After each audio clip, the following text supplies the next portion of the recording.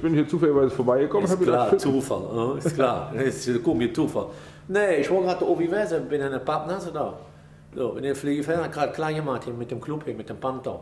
Ich will hier eine Party machen. Ne? Was denn für eine Party? Ja, so eine Party.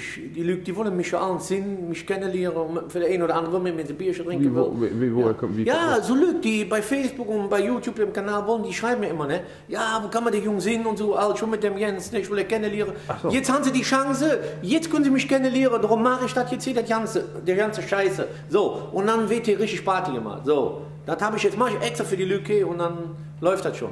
Wann? Das ist am 6.11. ist das, um 19 Uhr.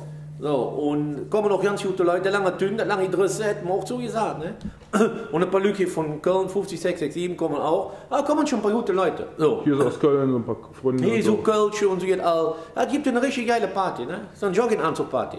Okay. Verleihung der goldene Bauchtasche heißt das. Also, okay, cool. Da gibt es ja nichts. Das geht richtig ab hier, geht richtig schmackes. Ich sitze dann hier auch in dem goldenen Käfig, ne? Das ist wie Ossendorf hier, ne? Ganz Schlagzeug spielen hinter Gitter. Ja, das ist alle Kreuze, ne? Nein, aber Spaß beiseite.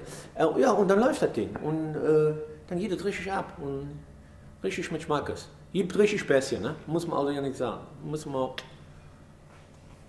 Green Sally up, green Sally down. Last done start, gotta tell the ground.